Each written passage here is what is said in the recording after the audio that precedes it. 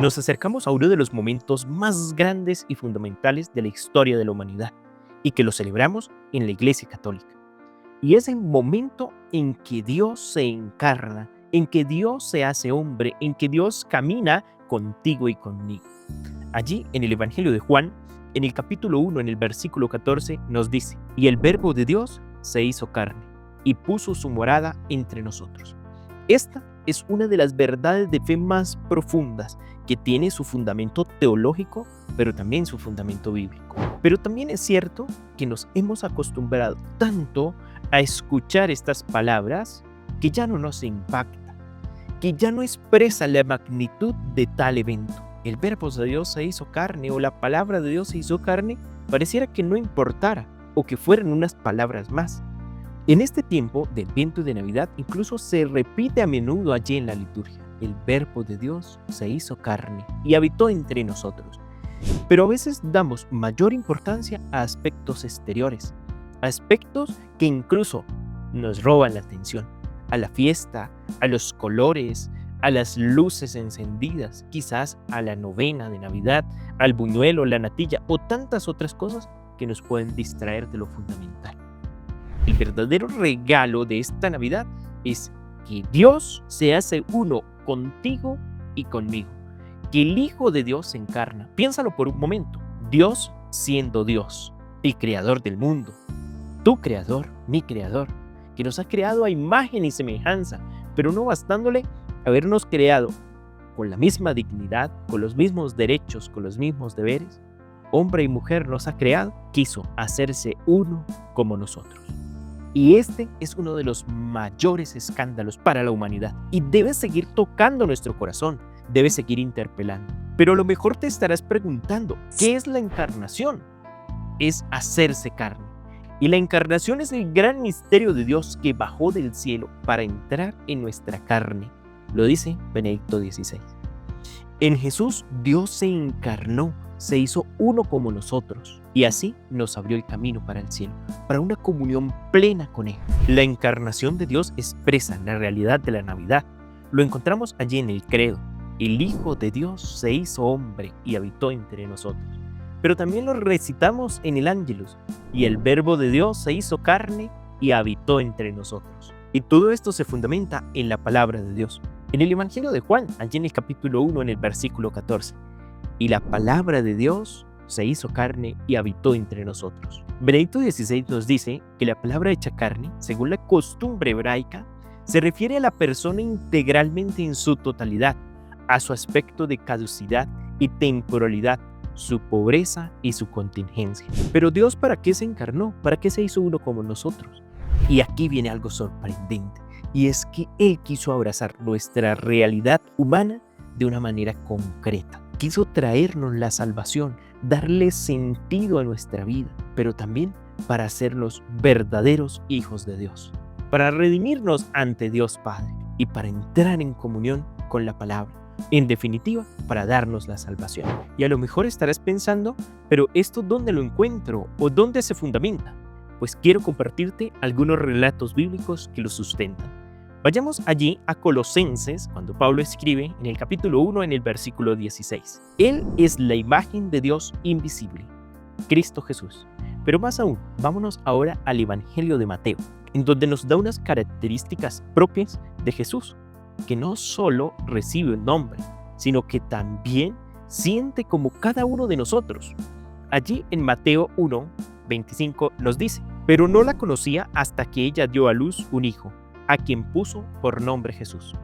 Y más adelante en Mateo 4, en el versículo 2 nos dice: después de hacer un ayuno de 40 días y 40 noches, sintió hambre. Él sintió como nosotros, vivió como nosotros. Y en el Evangelio de Lucas, en el capítulo 8, versículo 23, nos dice: mientras ellos navegaban, se quedó dormido. Jesús también sintió como nosotros, como cualquiera de nosotros. No solo sintió hambre, también se quedó dormido, pero más aún, fue tentado.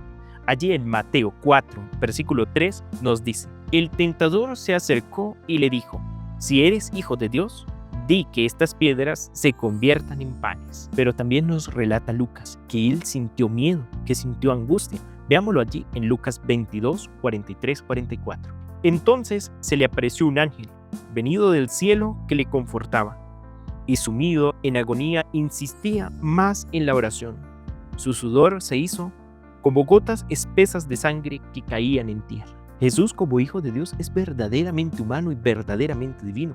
Él sintió como uno de nosotros, vivió como uno de nosotros, pasó hambre, sintió sueño, sintió también angustia, fue tentado y en medio del sufrimiento clamó a Dios, oró a Dios Padre. Esto nos recuerda la verdadera humanidad de Jesús. Pero más aún, veámoslo allí en el Evangelio de Juan, en el capítulo 19, en el versículo 34. Uno de los soldados le atravesó el costado con una lanza y al instante salió sangre y agua. Como humano, también sangró. Derramó su sangre por la salvación de todos nosotros. Y esto nos demuestra a un Dios que se hace real y verdaderamente humano. Y es a lo que hoy debe escandalizarnos. Pero ahora te estarás preguntando, ¿por qué la encarnación? El Papa Francisco nos ayuda a clarificar un poco. Él nos dice, nosotros podemos hacer todas las cosas sociales que querramos. Y dirán, qué bien las obras sociales que hace la iglesia. Pero si decimos que hacemos esto porque esas personas son la carne de Cristo, llega el escándalo.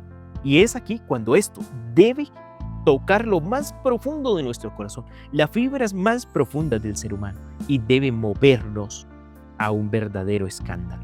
El escándalo de Dios con nosotros, de un Dios que camina con nosotros, que se hace uno con nosotros, que siendo Dios se abaja tanto para hacerse uno como nosotros, menos en el pecado. Lo que realmente escandaliza de Jesús es su naturaleza de Dios encarnado, de un Dios que se hace uno con nosotros. En el Evangelio de Mateo, en el versículo 3:17 nos dice, este es mi Hijo muy querido, en quien tengo mi complacencia.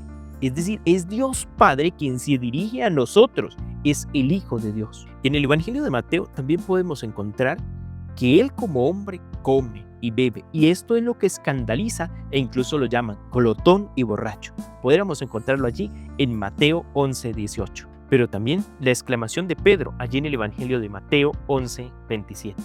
Tú eres el Mesías, el Hijo de Dios vivo. O allí en Mateo 17, en el versículo 9, en este relato maravilloso de la transfiguración. No hablen a nadie de esta visión hasta que el Hijo del Hombre resucite de entre los muertos. Y más adelante, en Mateo 21, en el versículo 15, nos recuerda que a la entrada del templo clamaban a Jesús, ¡Hosana al Hijo de David! Y es esto lo que enfurece a los escribas y sacerdotes, el Hijo de Dios. E incluso allí cuando estaba ante el sumo sacerdote, en Mateo 21, 15, que se rasga las vestiduras, Jesús lo afirma, tú lo has dicho, el Hijo de Dios, el verdadero Mesías en medio de nosotros.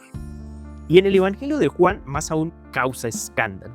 Allí en el discurso eucarístico, en Juan 6:51, yo soy el pan vivo bajado del cielo. Y muchos judíos se preguntaban, ¿y cómo puede éste darnos a comer su cuerpo? ¿Y cómo puede éste darnos a comer su sangre? La encarnación es un verdadero escándalo. Allí en la época de Jesús. Y tiene que ser un verdadero escándalo para ti y para mí.